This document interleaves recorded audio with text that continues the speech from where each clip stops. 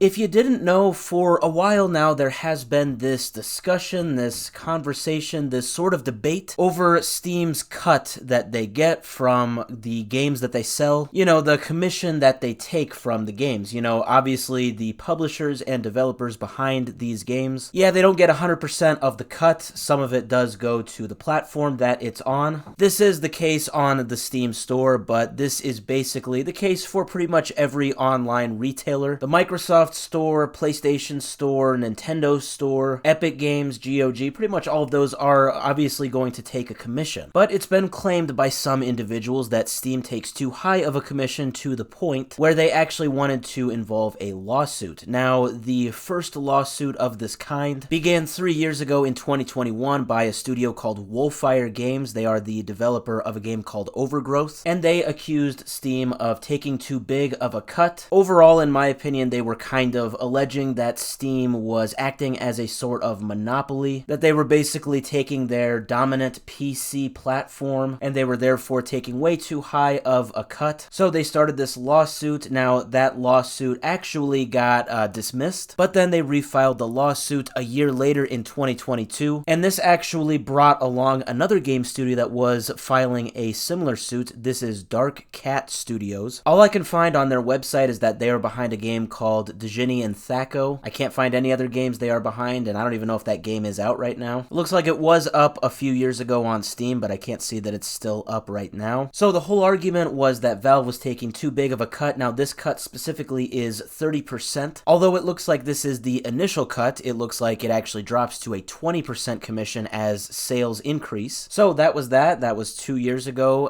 Now there is actually a brand new development. This is actually becoming now a class action lawsuit. Basically, this means that this is involving any developer that has been affected by this alleged unfair commission by Steam. Now, according to this update, this is actually involving any developer that has sold anything on Steam since January 28th of 2017, so basically in the past 7 or 8 years now. Now, I can't find why this is. I would only assume this is probably when their commission that currently stands was enacted. But yeah, essentially this means that now this lawsuit is going to involve more than just Wolfire and Catt Studios, just those two studios. Now it can essentially involve anyone else that alleges that they were essentially damaged financially by this sort of commission. Obviously, this doesn't mean that every single studio that has sold anything on Steam since 2017 is going to be involved. Rather, they would essentially, like I said, have to claim that they were damaged by this, that they were treated unfairly. I mean, I would assume that this won't involve really big game studios. I'd assume it'll probably just stick to the smaller ones, but you never know. Obviously, I'm sure this will grow way beyond just 2 studios that are going against Steam here. Just the question, obviously, is how many studios will get involved. Now, I do also want to say that Valve has made it clear that they reject this notion that their commission has been unfairly high. They state that their commission is in line with industry standards, and I have to say, my personal opinion, just based on what I can find online, I would definitely agree with this. Yeah, I don't think Steam's cut is unfair at all. So just as a reminder, their cut is 30%, and then I saw that it does lower to 20% if you have a lot more sales. Now, how much that is, I don't know. But the main thing to remember here is 30%, probably for most studios. And when I just do a simple Google search on PlayStation's commission and Xbox's commission on their online stores and retailers, it is also 30%. Now, I do have to say I am seeing that the Epic Games Store actually only takes 12% commission, and the Epic Games Store is something that I did see referenced in this sort of